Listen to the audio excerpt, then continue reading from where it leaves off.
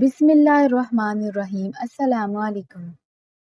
علم نجوم حقیقت ہے یا دھوکہ؟ سب سے پہلے یہ جاننا ضروری ہے کہ ستاروں کے متعلق کون سا علم حقیقی ہے۔ ستاروں کے متعلق 3 قسم کے علم ہیں۔ نمبر 1، علم فلکیات یا ایسٹرونومی۔ علم فلکیات یعنی کہ ایسٹرونومی، اس کو عربی میں علم الحیاء کہتے ہیں۔ اس کا جدید نام علم فلکیات ہے۔ یہ بہت قدیم اور فطری علم ہے۔ یہ آسمان پر ستاروں، سیاروں، شہابوں، جھرمٹوں اور کہکشاؤں وغیرہ کا اس طرح مطالعہ کرنے کا نام ہے کہ ان کی پیدائش، ارتقاء، طبیعت، کیمسٹری، زمین سے فاصلہ، ان کی پوزیشن اور حرکات اور سمت وغیرہ کے بارے میں معلومات اس نیت سے اکٹھی کرنا کہ اس سے مہینوں کا حساب لگانا، موسموں کی تقسیم یا موسموں کے بارے میں اندازہ لگانا، صحرا یا سمندروں میں سفر کے لیے سمت کا تعین کرنا، کعبہ کے رخ کا تعین کرنا، نمازوں کے اوقات معلوم کرنا، یہ سب کچھ انتہائی ضروری اور ساری انسانیت کے لیے یکساں مفید علم ہے۔ یہ اسلام میں جائز اور حلال ہے۔ اس علم میں غلطی کا امکان ہو سکتا ہے، لیکن یہ غلطی ایک غلطی ہی گنی جائے گی جس میں وقت کے ساتھ بہتری پیدا ہو سکتی ہے۔ دوسرے نمبر پہ ہے علم نجوم یعنی کہ ایسٹرولوجی۔ ستاروں کی پوزیشن اور حرکات کا اس ارادے یا نیت یا نظریے کے تحت مطالعہ کرنا کہ ستارے انسانی زندگیوں، انسانوں کے حالات یا دنیا کے واقعات پر اثر انداز ہوتے ہیں یا ہو سکتے ہیں، اور اس علم کو انسان کے مستقبل یا دنیا میں آئندہ وقوع پذیر ہونے والے حالات کی پیش گوئی کرنے کے لیے استعمال کرنا علم نجوم کہلاتا ہے، اور ایسے آدمی کو نجومی یا ایسٹرولوجر کہتے ہیں۔ یہ علم بغیر کسی سائنسی یا مذہبی دلیل کے محض انسانی تخیلات اور نظریات پر مشتمل رہا ہے۔ یہ محض توہمات کا مجموعہ ہے، چونکہ یہ کسی بنیاد کے بغیر ہوا میں تعمیر کیا گیا ایک تصوراتی اور تخیلاتی محل ہے۔ اس لیے اس میں مسلسل تبدیلیاں ہوتی رہی ہیں اور یہ سلسلہ اب بھی جاری ہے، جس سے اس میں بہت سارے تضادات گھس آئے ہیں۔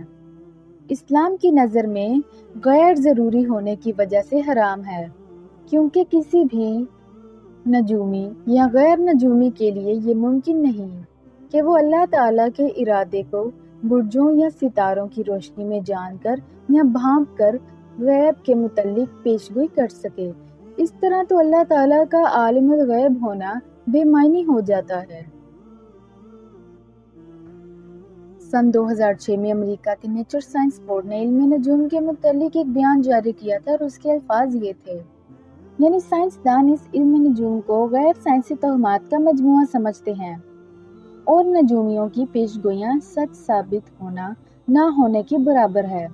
ہاں، البتہ جو لوگ نفسیاتی طور پر علم نجوم پر ایمان رکھتے ہیں، یہ وہ لوگ ہیں جو اپنی سمجھ بوجھ، علم اور قوت دلیل میں غلطی پر غلطی کرنے کا رجحان رکھتے ہیں۔ علم نجوم پر یہ جامع مختصر لیکن مکمل تبصرہ ہے، یعنی علم نجوم نارمل کی بجائے نفسیاتی مریضوں کا میدان ہے۔ لوگ نجومیوں کے پاس صرف اس غرض سے جاتے ہیں کہ مستقبل کے بارے میں خبریں حاصل کر کے آنے والے کسی نقصان سے بچ سکیں یا زیادہ فائدے حاصل کر سکیں۔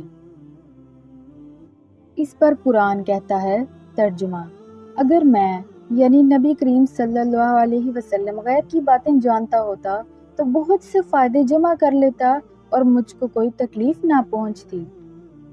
تو جو مسلمان قرآن پاک کی اس آیت کے ہوتے ہوئے بھی نجومیوں کے پاس جاتا ہے، تو وہ مسلمان ہونا تو دور کی بات نارمل انسان بھی نہیں رہتا، کیونکہ ایک نارمل انسان کو اتنی تو عقل ہوتی ہے کہ خود نجومیوں کو بھی اپنے مستقبل کا کچھ پتہ نہیں ہوتا، تو دوسروں کو کیا خاک غیب کی باتیں بتائے گا۔ برج قرآن کی روشنی میں ہم نے پہلے یہ جاننا ہے کہ برج کا مطلب کیا ہوتا ہے۔ ترجمہ: آسمان کی قسم جس میں برج ہیں۔ تو اس آیت سے پتہ چلا کہ آسمان میں برج موجود ہیں، تو ان برجوں سے کیا مراد ہے؟ اگر اس سے مراد ستاروں کی منزلیں یا ستاروں کے جھرمٹوں کے رہنے کی جگہ یا محل مراد ہے تو پھر یہ سوال پیدا ہوتا ہے کہ کیا ستارے آسمان کی پیوست ہیں؟ کیونکہ یہاں آسمان میں برجوں کی قسم کھائی گئی ہے۔ اس کی تائید ایک دوسری آیت سے ہوتی ہے۔ ترجمہ: اور ہم نے ہی آسمان میں برج بنائے اور دیکھنے والوں کے لیے اس کو سجا دیا۔ اس آیت میں آسمانوں میں برج بنانے کا مقصد بھی بتا دیا گیا کہ یہ آسمان کی خوبصورتی کا ذریعہ ہے۔ کچھ علماء نے یہ بھی کہا ہے کہ آسمانوں میں برجوں سے مراد وہ مکان یا محل ہیں جن میں فرشتے رہائش پذیر ہیں، جو آسمان کے انتظام اور حفاظت پر مامور ہیں۔ ترجمہ: اور سب کے سب اپنے اپنے مدار میں تیرتے پھرتے ہیں، یعنی سورج، چاند اور دوسرے ستارے آسمان میں پیوست نہیں ہیں، بلکہ ان کے اپنے اپنے مدار ہیں۔ اب ان ساری باتوں کا خلاصہ اور نتیجہ کیا نکلتا ہے؟ آسمان میں برجوں کے دو مطلب نکلتے ہیں اور دونوں ہی صحیح ہو سکتے ہیں۔ ایک یہ کہ برج تو موجود ہیں، وہ فرشتوں کے مکان بھی ہو سکتے ہیں اور ستاروں کے جھرمٹوں کے محل بھی، اور جتنے بھی ستارے یا سیارے ہیں وہ سب اپنے اپنے مدار میں ہیں۔ برجوں کی تعداد کتنی ہے اس پر قرآن خاموش ہے، اور اللہ تعالیٰ کی سنت یہ ہے کہ جو چیز انسان کی ہدایت کے لیے ضروری نہیں ہوتی وہ بیان نہیں کی جاتی۔ لیکن بت پرست یونانیوں نے برجوں کی تعداد اور اثرات میں مہم جوئی کر کے انسانوں کی کثیر تعداد کو گمراہی کے راستے پر ڈال دیا ہے، اور ایسی بے بنیاد اور بے دلیل باتیں برجوں سے منسوب کر دی جن کا قرآن و حدیث میں کوئی اشارہ نہیں ملتا۔